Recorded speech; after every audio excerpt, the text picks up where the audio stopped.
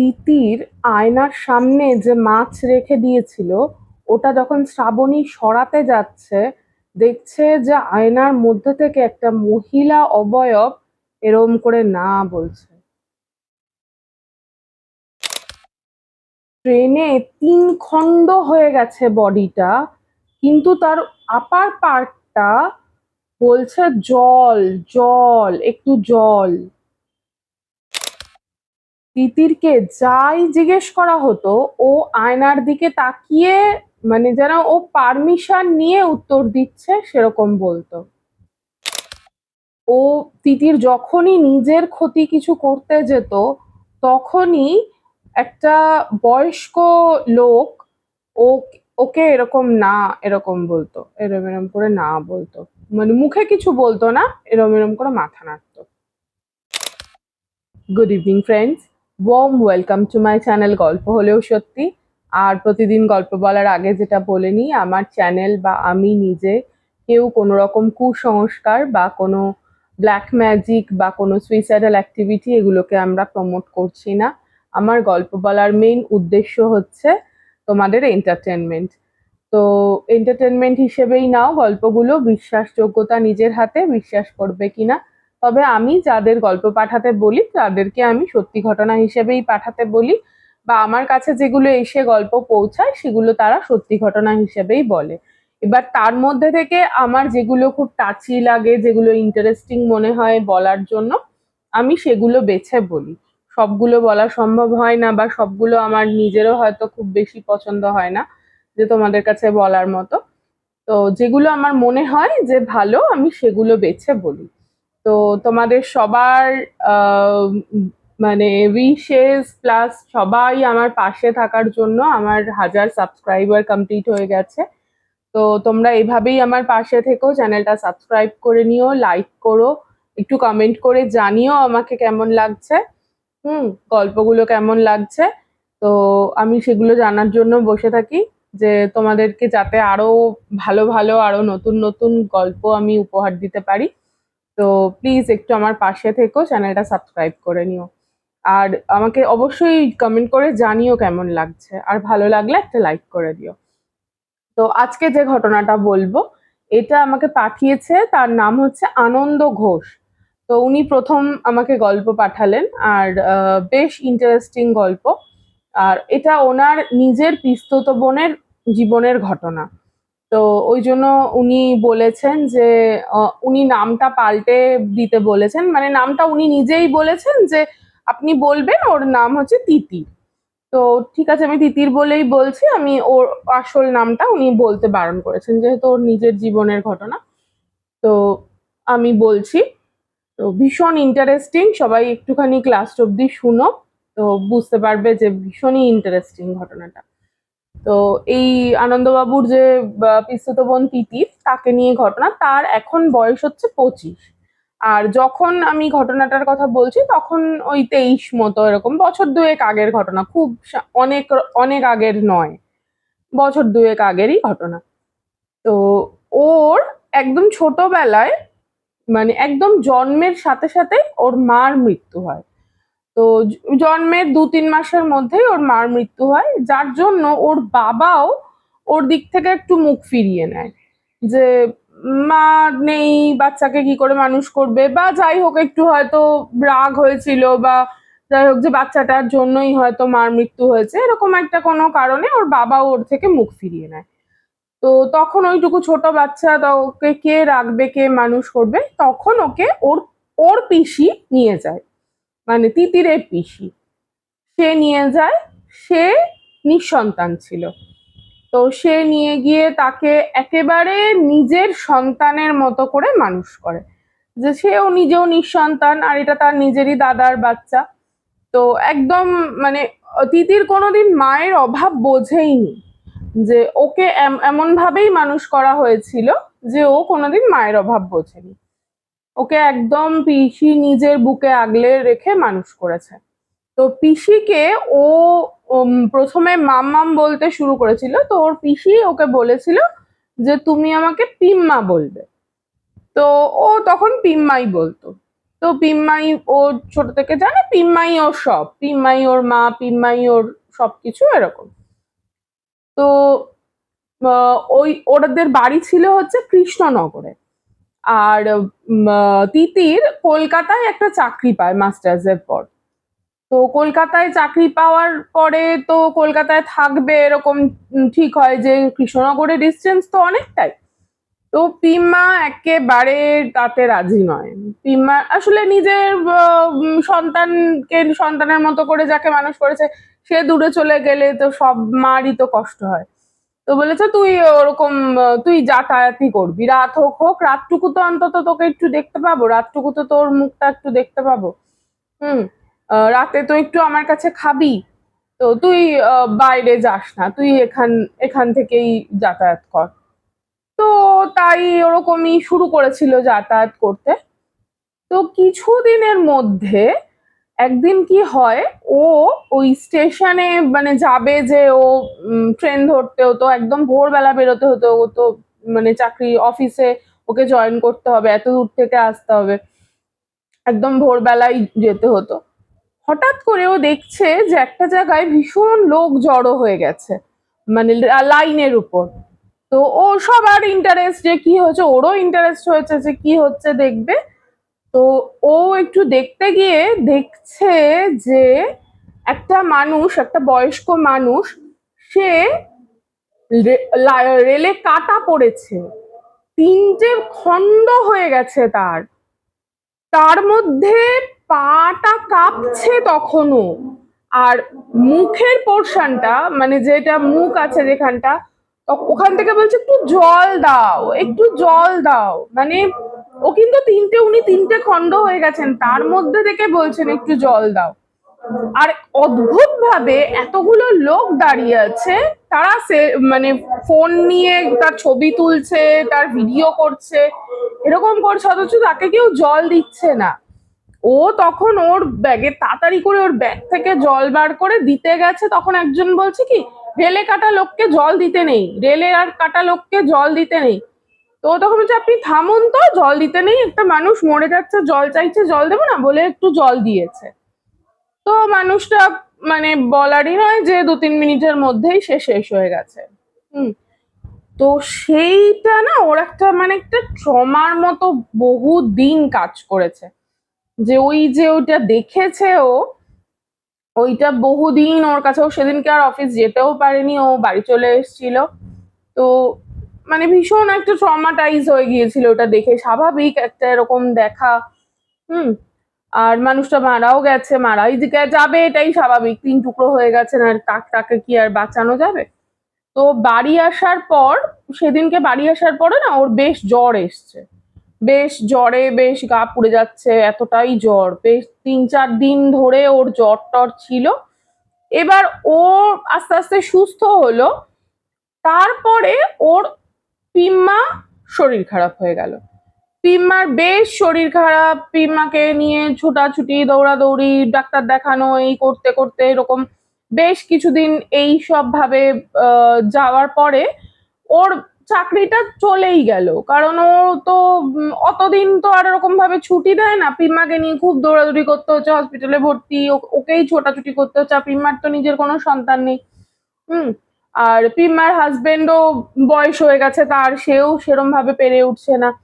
তো সেই জন্য এ দৌড়াদৌড়ি ছুটোছুটি করতে করতে, আর এতটা দূরে অফিস তো ও মানে ওকে বেরোতে হতো সেই ভোরবেলা, আর ও একদম রাত্রেবেলা 9:30-10টার সময় ফিরতো। তো অতক্ষণ টাইম যদি ও ঘরের বাইরে থাকে, তাহলে পিম্মার দেখাশোনাটা কে করবে। এই করতে করতে চাকরিটাও চলে গেছে। তো ও ওই পিম্মার দেখাশোনা করতে করতে আলটিমেটলি পিম্মা মারা গেলেন। হুম। পিম্মাকে আর বাঁচানো গেল না। তো সেইটা আরো একটা ট্রমা ওর কাছে, মানে ও তো মানে নিতেই পারছে না, পিম্মাই তো ওর সব ছিল, ওর মা, ওর বন্ধু, ওর সব কিছু। তো সেটা মানে ও না ওই বাড়িটাতে আর থাকতেই পারছিল না, ও আর সহ্য করতে পারছিল না বাড়িটাতে। তখন ও আবার কলকাতায় আরেকটা জবের জন্য অ্যাপ্লাই করে, পেয়েও যায় জব, আর ঠিক করে যে ও ওইখানে আর থাকবে না, ও একটা কলকাতায় একটা জায়গায় ও পেইং গেস্ট থাকবে। তো একটা বাড়ি ঠিক হয়, সেখানে ও আর ওই অফিসেরই আরেকটি মেয়ে, তার নাম শ্রাবণী। তো ওই দুজন একটা মানে ছোট বাড়ি নেয়, ফ্ল্যাট নয় কিন্তু বাড়ি। হুম, একতলা বাড়ি, দুটো রুম আছে তাতে। আর হচ্ছে একটা কিচেন আছে, একটা ছোট ড্রয়িং রুম মতো আছে, একটু ব্যালকনি আছে, একটু জানলা টালনা দেওয়া এরকম। মানে ভালো, মোটামুটি দুজনের জন্য, দুজনে দুটো রুমে থাকবে। তো এরকম ঠিকঠাক। তো ওটা ওরা নেয় দুজনে, নিয়ে ওটাতে ওরা থাকতে শুরু করে। তো প্রথমে ছিল কোনো অসুবিধা নেই। আর তিতির সারাক্ষণ না খুব মন মরা হয়ে থাকতো। ওর ওই পিম্মার জন্য এত কষ্ট। তার ওর জীবনে না তেমন ভাবে কোনো খুব অনেক বন্ধু বা তেমন রকম কোনো বয়ফ্রেন্ড এরকম কোনো কিছুই ওর ছিল না। ওর জগৎটাই পিম্মাকে ঘিরে ছিল, যে ওর নিজে একটা স্টেবল হতে হবে, দাঁড়াতে হবে, ওর পিম্মাকে ভালো রাখতে হবে। এরকমই ও এরম ভাবেই ও মেন্টালিটি নিয়ে মানুষ হয়েছে, বড় হয়েছে। কিন্তু সেটা তো হলো না, পিম্মা চলে গেলেন, সেটা না ও নিতে পারছিল না। ও সারাক্ষণ মনমরা হয়ে থাকতো, অফিস যেত, অফিস করতো এরকম ভাবে। বেশ কিছুদিন পরে আর আর কিছু মানে এরকম ভাবেই চলছিল। এবার ওই শ্রাবণী ওকে খুব চিয়ার আপ করার চেষ্টা করতো, যে তুই একটু চল কোথাও যাই, একটু শপিং করে আসি, এরকম ভাবে থাকিস না সারাক্ষণ। তোর দেখবি মেন্টালি প্রবলেম হয়ে যাবে, তুই আস্তে আস্তে করে ভোলার চেষ্টা কর। সবার কি বাবা মা সারা জীবন থাকে? তো সেরকম ভাবে ও বোঝানোর চেষ্টা করতো, বন্ধুরা যেরকম হয়। শ্রাবণী বেশ ওর বন্ধুই হয়ে উঠেছিল। তো একদিন ওই তখন 31st নাইট ছিল। তো শ্রাবণী বলল যে আমার আজকে আমরা একটু রাত্রে বেশ রান্না বান্না করব, একটু খাবো, একটু নাচ গান করবো, এরকম আরো কিছু অফিস কলিগদের বলবো। তো তখন তিতির বলল যে খাবি, রান্না বান্না করবি, সব ঠিক আছে, কিন্তু আর কোনো অফিস কলিগকে বলিস না, সবাই মিলে এত গ্যাদারিং আমার ভালো লাগে না। তো তো শ্রাবণী তাতেই রাজি হয়েছে, যে ঠিক আছে, যে একটু তো তুই চেয়ার আপ কর, হ্যাঁ একটু আজকে এই চিকেন রান্না করব, এই করব, সেই করবো, এরকম যা হয় দুজন মিলে প্ল্যান করে সেসব ঠিক হয়েছে। তো এবার রাত্রিবেলা ওরা গান চালিয়ে গান শুনতে শুনতে শ্রাবণীর ঘরে দুজনে ঘুমিয়ে পড়েছে। আর তিতিরের ঘরে, তিতির যে ঘরটায় থাকতো, ওই ঘরটার জানলা দরজা সমস্ত কিছু খোলা ছিল। আর ওর ওই ঘরটার পজিশনটা এমন ছিল, ওর একটা ড্রেসিং টেবিল ছিল, ওইটা একদম মানে জানলার সাথে মুখোমুখি ছিল। তো যাই হোক, তো ওরা একটা ঘরে ঘুমিয়ে পড়েছে। এবার ঘুমানোর পর মানে যখন ঘুম ভেঙেছে, দেখছে ভোর হয়ে গেছে, সব মানে একদম আলো ফুটে গেছে। তো ওই দিনকে তখন ঠিক করেছে যে ঠিক আছে, তাহলে আজকে ওই দিন অফিস থেকে এসে তাহলে আমরা একটু আর আজকেও একটু রান্না বান্না করবো, এরকম ঠিক হয়েছে। তো তখন তিতির ঘরে গেছে, নিজের ঘরে গেছে, গিয়ে ও অফিসের জন্য রেডি হচ্ছে। রেডি হতে হতে না ওর হঠাৎ করে মনে হচ্ছে যে কেউ যেন দরজায় নক করছে। তো ও ভেবেছে যে শ্রাবণী ডাকছে। তো তখন বলেছে, হ্যাঁ বল, দাঁড়া আমি চেঞ্জ করছি, আসছি। তো দেখছে কোনো উত্তর নেই। তো ভেবেছে শ্রাবণী চলে গেছে। আবার খানিকক্ষণ পরে দেখছে যে নক হচ্ছে। তখন বলছে যে দাঁড়া না, আমি রেডি হচ্ছি, তো বেরোচ্ছি বেরোচ্ছি বলে ও তখন ওর মোটামুটি রেডি হয়ে গেছিল, বেরিয়ে গেছে। বেরিয়ে ও শ্রাবণীকে দেখছে, শ্রাবণী বাথরুমে। তো তখন বলছে তুই এখনো বেরোসনি? তো তখন বলছে এই তো বেরোচ্ছি, দাঁড়া। তখন বলছে তো আমার দরজা নক করছিল কে? তো তখন বলছে দরজা নক, আমি তো বাথরুমে, আমি তো কিছু জানি না। তো ওদের তো ঘরে তো ওই দুজনই লোক, আর তো কেউ নেই। তো তখন ও একটু অবাক হয়ে গেছে। তারপরে ভেবেছে হাওয়াই টাওয়াই হচ্ছে, হয়তো অতটা পাত্তা দেয়নি।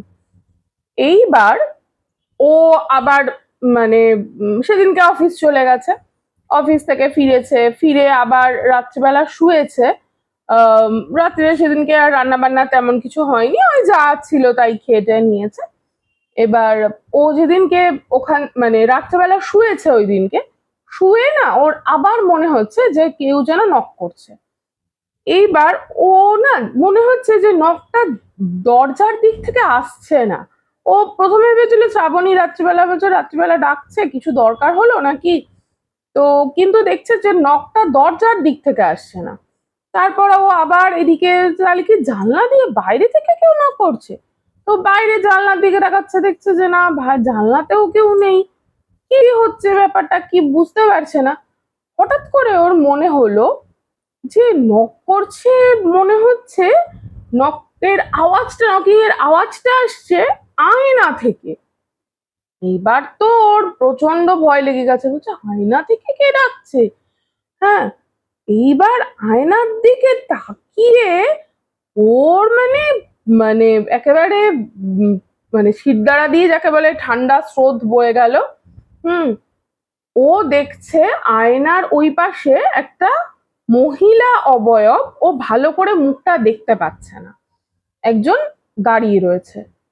এবার সেটা ওর অবয়ব না, মানে আয়নায় যাকে দেখতে পাচ্ছে সেটা ওর অবয়ব নয়, সেটা অন্য একটা মহিলার অবয়ব, একটু বয়স্ক মতো, কিন্তু ও মানে ভালো করে মুখটা দেখতে পাচ্ছে না। এইবার না ও চিৎকার করে বাইরে বেরিয়েছে, তখন শ্রাবণীও চলে এসছে। শ্রাবণীকে তখন বলেছে, শ্রাবণী বলে তুই স্বপ্ন দেখছিলি, বলে না আমি দেখেছি আয়নার মধ্যে থেকে এরকম। তখন শ্রাবণী বলছে যে না না দূর, তুই স্বপ্ন দেখছিস, কি বলিস, চল দেখি। বলে শ্রাবণী এসে যথারীতি শ্রাবণী কিছুই দেখতে পাইনি। তখন বলছে তুই শো তো, কিচ্ছু হয়নি।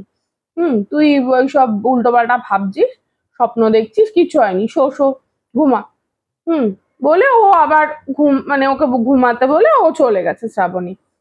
এইবার সেদিনকে আর কিছু দেখতে পাইনি। এবার আরো দু একদিন পর ও আয়নার সামনে চুল আঁচড়াচ্ছিল দুপুরবেলা। সেদিনকে আবার ও অফিসে ওর একটা অন্য শিফটে ডিউটি ছিল, বা ও যায়নি এরকম একটা কিছু হবে, শ্রাবণী অফিসে গেছে, ও সেদিনকে একা রয়েছে। ও ইয়ে দিয়ে দেখছে আয়নায় ও দাঁড়িয়ে চুল আঁচড়াচ্ছিল। চুল আঁচড়াতে গিয়ে ও হঠাৎ করে দেখছে ওর অবয়বটা পাল্টে গেল। পাল্টে গিয়ে ও আরেকটা, ওই সেই দিন যাকে দেখছিল সেরকম একটা অবয়বও দেখতে পাচ্ছে। হুম, এইবার তো ও তখন তো মানে সকালবেলা পুরো জ্ঞানের মধ্যে, ওই দিনকে হতে পারে ও ঘুমের মধ্যে স্বপ্ন দেখছিল, হতে পারে, কিন্তু এটা তো দুপুরবেলা ও জেগে রয়েছে। তো ও প্রচন্ড ভয় পেয়ে মানে কি করবে ভেবে পাচ্ছে না, ও না সেন্সলেস হয়ে গেছে। এবার সেন্সলেস হয়ে ও অনেকক্ষণ, বেশ অনেকক্ষণ সেন্সলেস হয়েছিল। সেদিনকে শ্রাবণী ফিরেছে অফিস থেকে, ফেরার পরে ওকে মানে ও শ্রাবণীর কাছে এক্সট্রা আর একটা চাবি থাকে, তো সেটা দিয়ে দরজা খুলেছে, খুলে দেখেছে ওরকম অজ্ঞান হয়ে পড়ে আছে, ওকে জলের ছিটে ছিটে দিয়েছে। তো বলছে ডাক্তার ডাকবো নাকি, তখন জ্ঞান এসছে, তখন ও আবার বলেছে আমি এরকম দেখলাম আয়নায়। তখন বলছে তোর একটু মানে মেন্টাল ট্রিটমেন্ট দরকার যা মনে হচ্ছে। এইবার সেই সময় থেকে না ও মানে দেখছে যে শ্রাবণী দেখছে যে তিতিরের ভয়টা অনেকটা কমে এসছে। তো একটা সময় আম, তার আবার এক দুদিন পর শ্রাবণী বলছে যে আজকে না অনেকটা মাছ এনেছে, এক একদিন এক একজন পালা করে বাজারে যেত আর কি। তো এবার রোজ রোজ তোরা বাজারে যেতে পারতো না, একসঙ্গে একটু বেশি করে বাজার টাজার করে আনতো। বলছে মাছ এনেছে, তুই তো ভালো রান্না করতে, তিতির আবার ভালো রান্না করতে পারতো, বলছে যে তুই তো ভালো রান্না করতে পারিস, তুই একটু মাছের কালিয়া বানাস তো। তো বলছে ঠিক আছে বানাবো। বলে সেদিন ওদের অফিস ছুটি ছিল, কিন্তু শ্রাবণী নিজের কিছু কাজকর্ম ছিল বলে ও বেরিয়েছে, বলে আমি বেরোচ্ছি তুই একটু মাছের কালিয়া বানাস। তো বললো ঠিক আছে।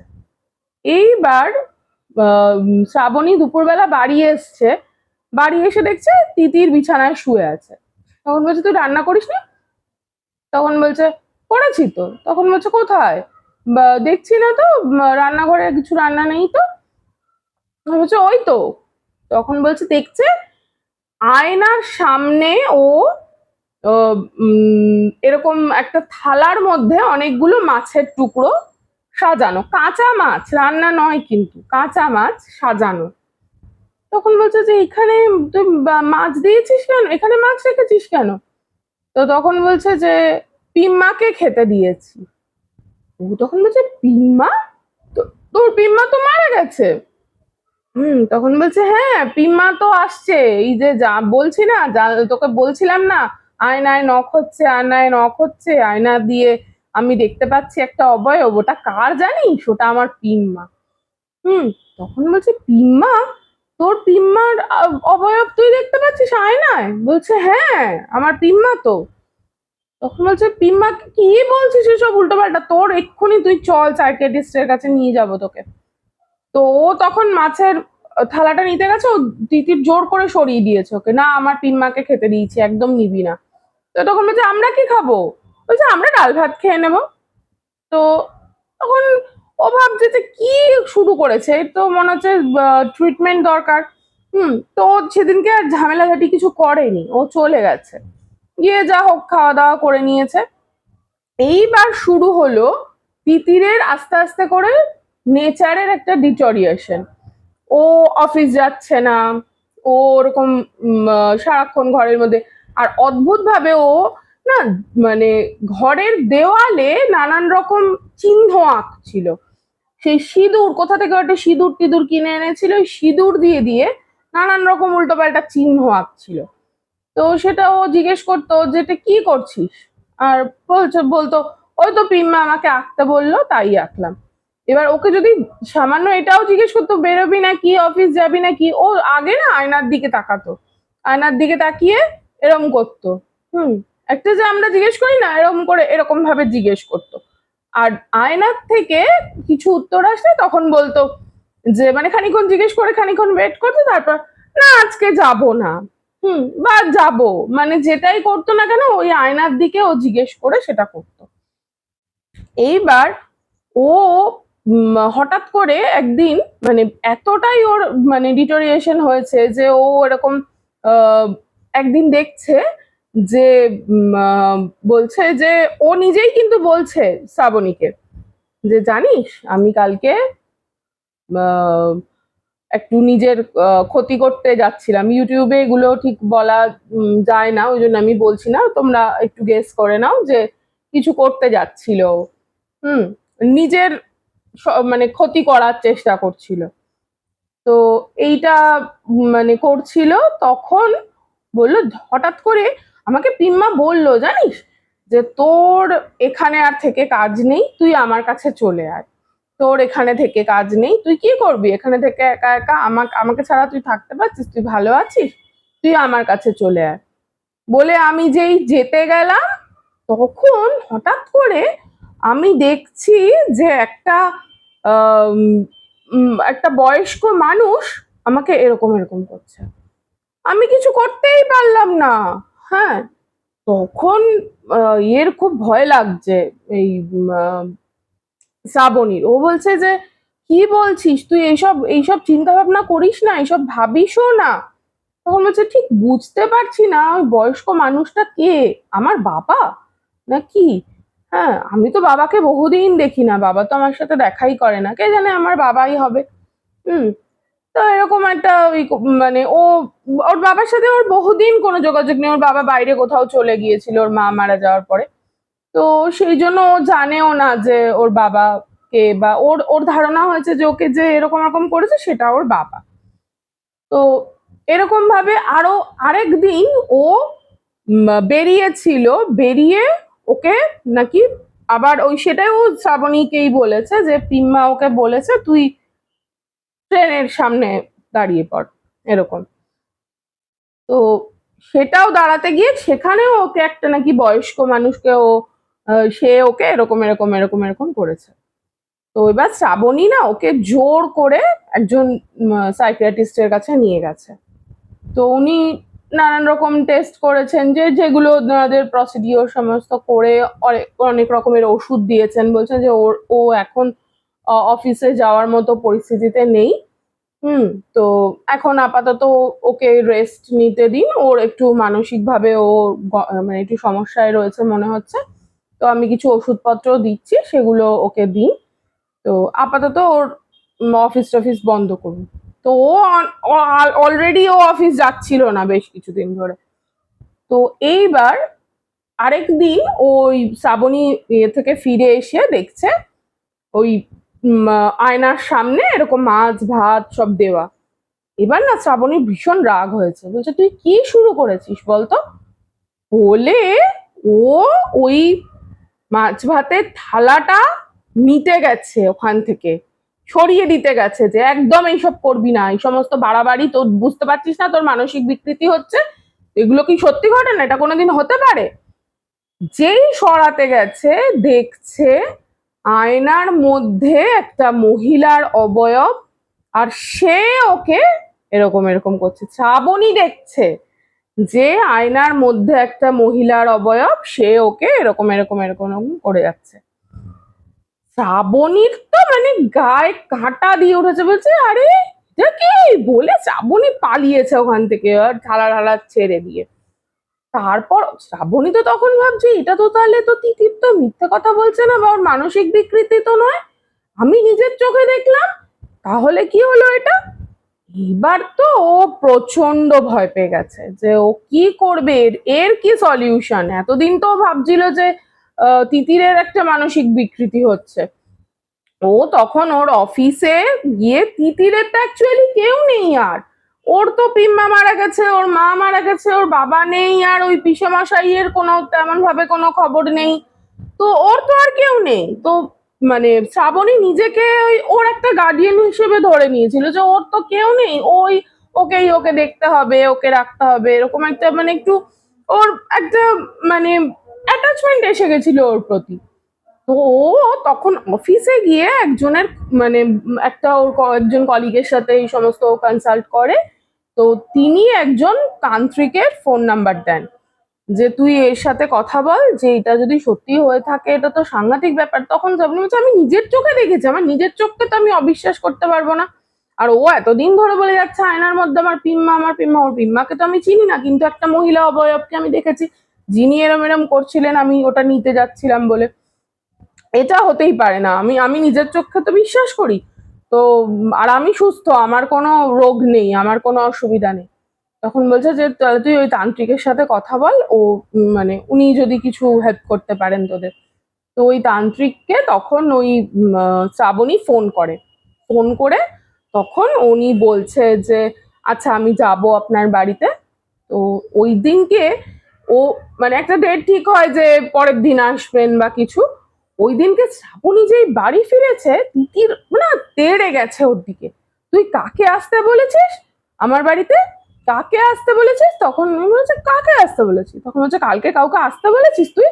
তখন শ্রাবণী না একটু কই না তো, তখন মানে ও পুরো অস্বীকার করছে, বলছে না তুই কাউকে আসতে বলেছিস, একদম বারণ করে দিবি কোনো লোকজন যেন না আসে এখানে, আমি একদম এইসব পছন্দ করি না। হুম। তখন বলছে যে তোর কি একার বাড়ি নাকি এটা, আমিও তো থাকি এখানে, তো আমি কাকে আসতে বলবো না বলবো সেটা তুই ঠিক করবি নাকি? আমি যাকে, আমার যাকে ইচ্ছে হবে আমি তাকে বলবো আসতে, তুই কি একা থাকিস নাকি এখানে, আমার আমার কেউ আসতে পারে না, আমার কোনো প্রয়োজনে কেউ আসতে পারে না?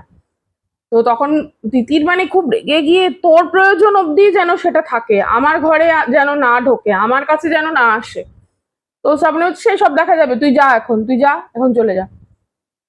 এইবার পরের দিন ওই ভদ্রলোক আসেন, এসে ও তখন মানে তিতির জোর করেই তিতিরের ঘরে ঢোকানো হয় তাকে, ঢুকিয়ে উনি সমস্ত চেক করেন, চেক করে উনি ধ্যানে বসেন। ধ্যানে বসে তখন মানে তিতির বিনে ছটপট ছটপট করে যাচ্ছে, বলছে কেন এসছিস, আমার পিম্মার সাথে আমাকে থাকতে দিবি না? তো ও তখন বলছে যে চুপচাপ রয়েছে, ওরা কিছু ইয়ে করছে না। তখন উনি আস্তে আস্তে সেই যজ্ঞের সব জিনিসপত্র উনি নিয়েই এসেছিলেন, এইসব এনে উনি মানে ধ্যানে বসে উনি যজ্ঞ টজ্ঞ করে উনি যেটা জানতে পারেন, সেটা খুব অদ্ভুত ব্যাপার। সেটা হচ্ছে যে ওই ও যাকে আয়নায় দেখতে পেত ওটা ওর পিম্মা নয়। হুম।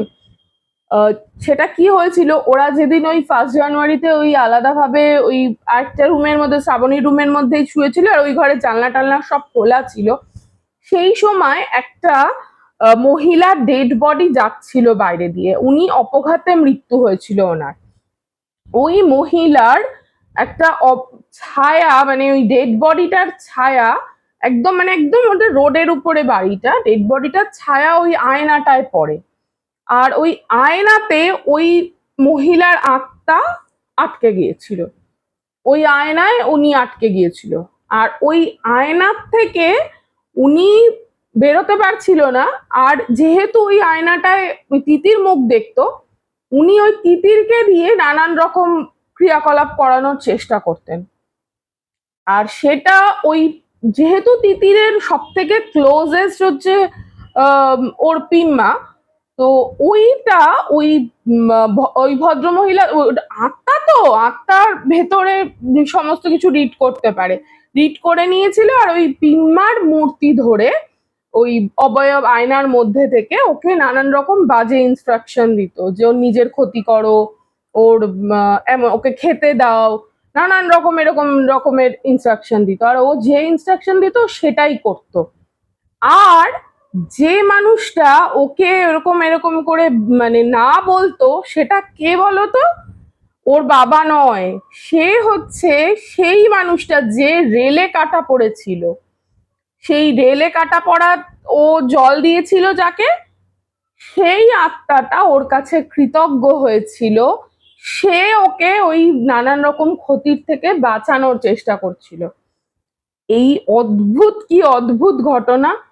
তো ওই তান্ত্রিক ভদ্রলোকই নানান রকম ক্রিয়াকলাপ করে ওনাদের যা সমস্ত থাকে সেগুলো করে এই ওই ওখান থেকে মুক্ত করে। আর ওই আয়নাটাকে একদম বাইরে ফেলে দেওয়া হয়, বলা হয়েছে আয়নাটাকে একদম বাইরে ফেলে দেবে। ওই আয়নায় আর অন্য আয়না কিনে নাও, ওই আয়নায় কিছু মুখ টুক দেখার দরকার নেই। আর যেইটা রোড সাইডের জানলাটা সবসময় বন্ধ রাখবে, ওই রোড সাইডের জানলাটা খোলার দরকার নেই।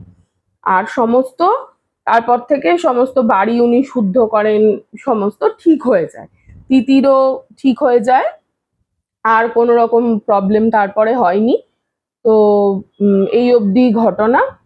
মানে মানে আর উনি এটাও বলেন যে যেই মানুষটা অপঘাতে মৃত্যু হয়, অ্যাকচুয়ালি কি হয়, অপঘাতে মৃত্যু হলে তার আত্মা ততদিন পর্যন্ত মুক্তি পায় না যতদিন তার ন্যাচারাল ডেথের যে আয়ুটা ছিল, এটাই নাকি নিয়ম।